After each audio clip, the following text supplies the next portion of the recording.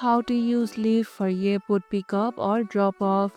Heading to or from the airport, Lyft makes travel days smoother with its built-in airport system. Just type the airport name as your pickup or drop off spot in the search bar.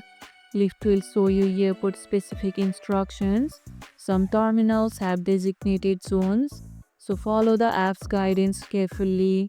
Once you are there, confirm your terminal and gate if asked, and your driver will head to the correct spot.